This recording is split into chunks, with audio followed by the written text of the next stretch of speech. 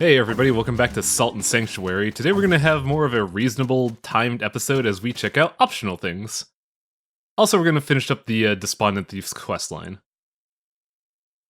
I cannot tell if that person is trying to look at you or not.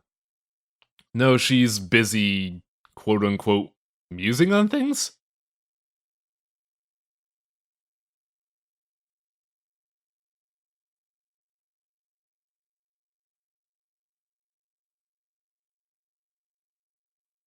And much like in the Souls games, once you finish a character questline, you get a reward. It's a rotten sandwich. Well, a Fraser burn sandwich. Yeah, we get the frozen tome, and much like before, I don't know which weapons use the frozen materials, so... sorry, guys. Something to look up on the wiki.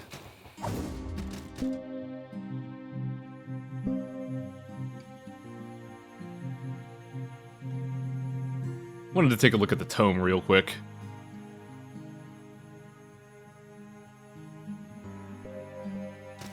Based on what it said in the description, I would guess cleric weapons, but I don't think there are any cleric weapons in this game specifically.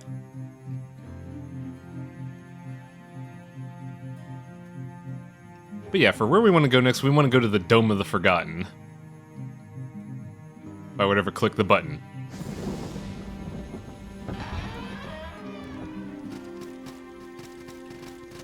Red Hall of Cages is a alternate way to go there, but I don't think it's the right way to go. Mainly because we need to come in from the, from the dome in order to get there.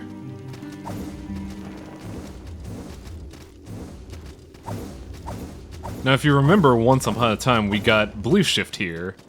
And there is actually something that they tease at here. Now... I don't think you need Dart Brand for this, and I would not recommend it.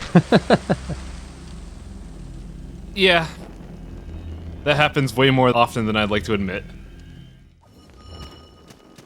So admit it more.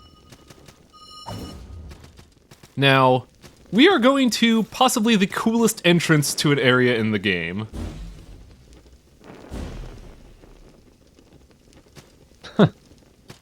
I think that shit's pretty great. Also, the halberd was lit up, so I was like, wait, I could equip that? And yes, I can, but I can't use it. Silly me thinking there was an exploit. There was something very Portal about that, though, yeah. Yeah, I think that's a really cool entrance to a place I think is pretty neat by design. A little small, but it's short and sweet. Welcome to Mal's Floating Castle. We go over here, we have Sanctuary.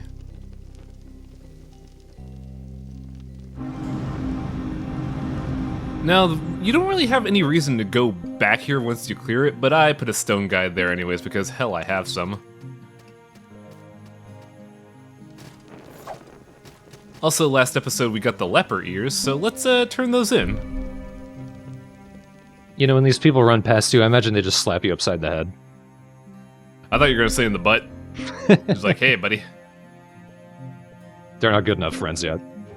Nah. Now we have 5 golden wines. And also, I'm a gullible fuck.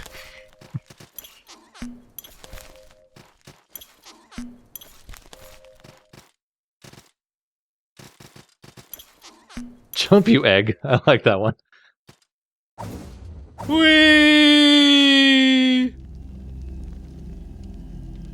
Yeah, I'm pretty damn gullible. If you tell me to do anything in a video game, I will do it, much to my harm. You should invade us again in Demon Souls. Yeah. Gotta figure out when you guys are playing that again. But anyways, this is a small area that once again utilizes the, oh, thank you! This area is small, but it utilizes its area well, much like in, Ziggurat of Dust, where it will use the roof and the floor to full effect. Also, we're finally fighting Big Brother. He is a bit annoying to fight because he just never stops attacking.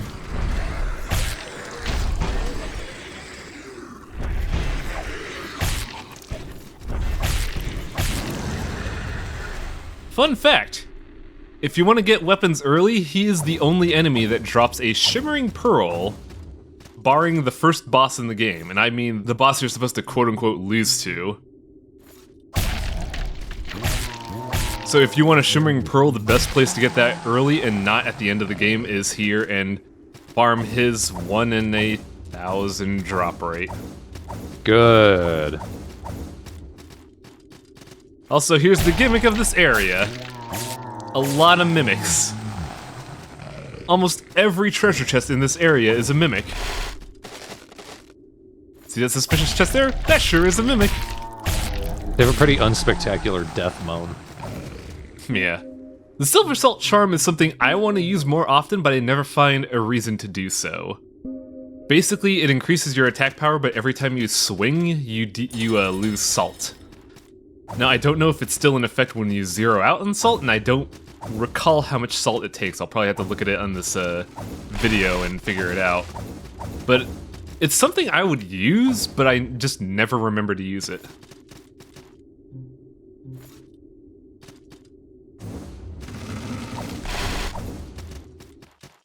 Yeah, pretty small area. Kinda nice though. I like the background with the shooting stars. Also, there are these things. Don't let them jump on your head, because when they do, they stab you dead. So I need to get right the fuck out of there. Uh-oh. An interesting note, I had drunk a gold wine before we did that, so I'd imagine if I didn't have that, I'd be dead. Gold wine increases your defense, so I'm pretty glad I survived that guy's grab attack. Luckily, when they're not in a mob, their grab attack is quite predictable. And now for fun. I always do enjoy levels where you have to primarily do upside down movement. I don't know why, I just feel like that's something I don't see often in video games, and I'm always grateful to see it.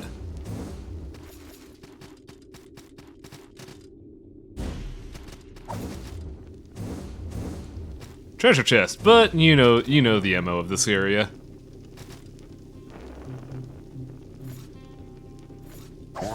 Oh, my tongue. Damn it, I wanted that frozen thing. That was a different noise. It sounded like he died as he got something stuck in his throat. Yeah, it's a weird effect of when you push enemies into a wall as you kill them. We saw it once before in the Cavern of Hagar, and we're probably gonna see it again when we start going to the Pitchwoods. But, yeah, like, it's a weird thing about the audio in that when they're out of the area boundaries, it's almost like half of their sound effects just leave, and I don't quite know why.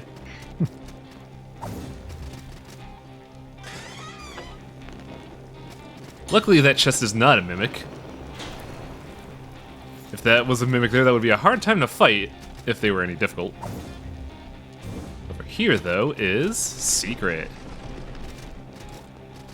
Gotta be careful, though, because the edge stops right at, or the floor stops right at the lip of that door, so if you walk, you fall straight down.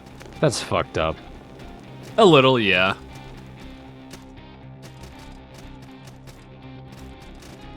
Now, I kind of want to grab the checkpoint before I continue. At least I think I do. I would, but I think I'm doing pretty well right now, so I just decided to fucking go for it. They don't give you a lot of time to prepare for the boss fight because of that platform, but here's a Murdiella now? I just call her Murderella because when you're first learning her, that's what she does to you. If you've ever fought a caster in Dark Souls, that's basically what you're doing here. She has Homing Soul Mass, a weird rain attack, and a 3-hit magic punch combo. Actually relatively difficult if you don't realize that your best opportunity to attack is when she rears up to cast magic rain. But the big thing is also when she does her punch combo, she teleports during it, so she has a really good mix-up game in her second phase.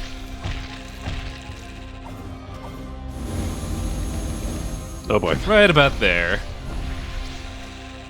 Now the interesting thing, she does almost exclusively magic damage. Now, I have a ring to prevent that, but I completely spaced out and forgot about it, so if you want to fight her, make sure you have that ring first. I'm almost getting by entirely by the fact— ow, holy shit. I forgot she could do that.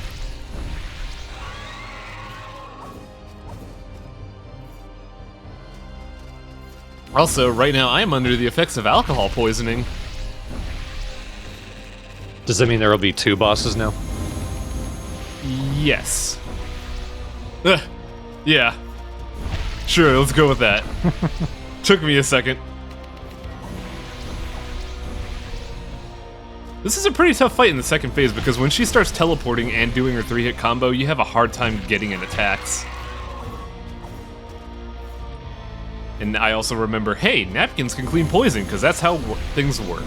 Holy shit. Yeah, I should be dead by all means.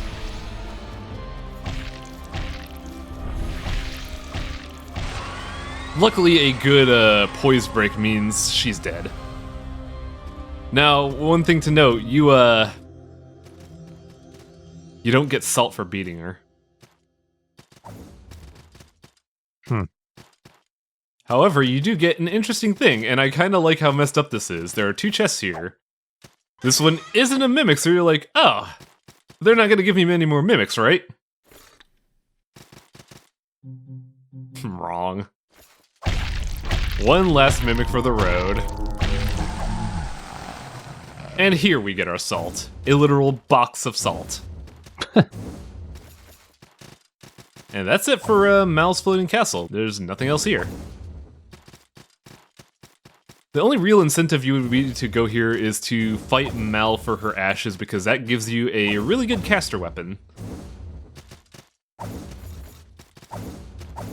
If you're gonna go for a caster build, I would say you're better off, though, farming the saltless, like, early on in the game in order to get his caster weapon. Now here's me going to the bonfire and realizing, ow, that shit kinda hurts. Also, I totally forgot about you.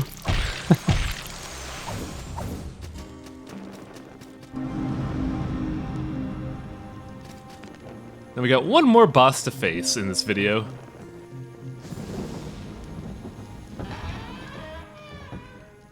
So, you want to know why they call it Cran's Pass? Pro tip, Cran is here.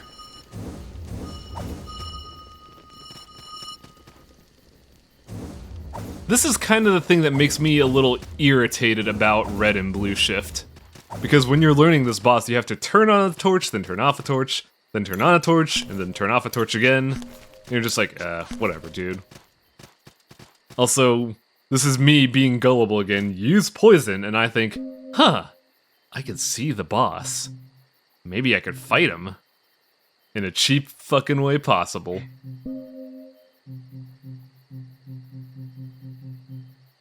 Oh, so this is here where I was like, wait, red hair charm, what? Eh, whatever.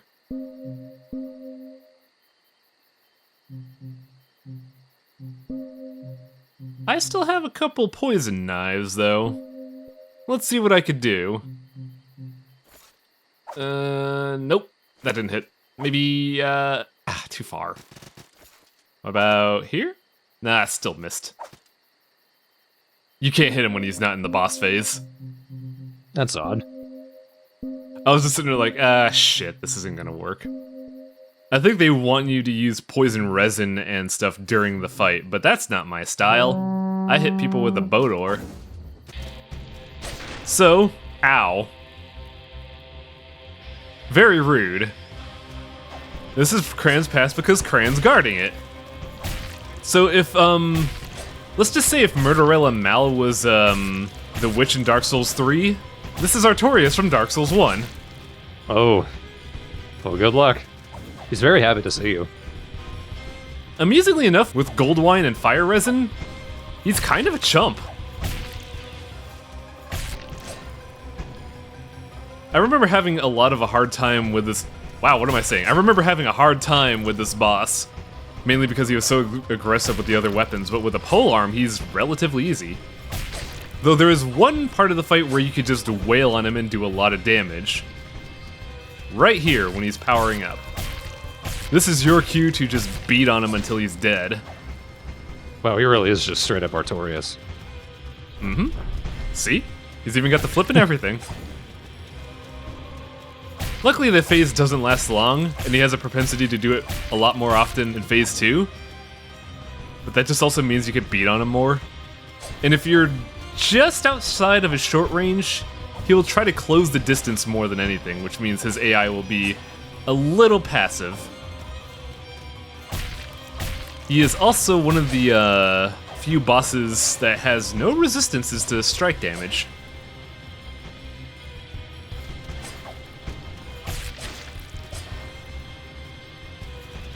It also doesn't help that I'm doing fire, lightning, and strike damage all at the same time, all augmented, so I'm getting a fair amount of damage in. Cran's dead. Is Cran someone we'd heard about before? Nope. He's just a dude that mugs people in this hallway. That night is fun. Yes, I agree. That was a fun fight. And here we get a couple treasures. Well, a treasure. A very odd treasure.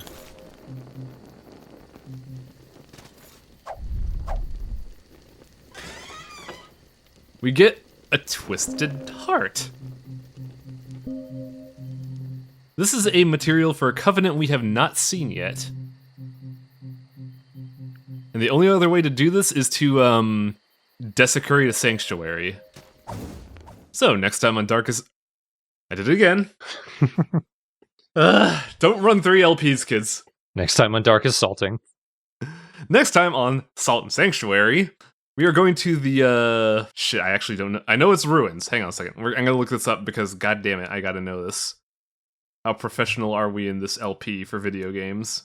As opposed to this LP for fast food. Ruined Temple's where we're going to. There we go. Good night, folks.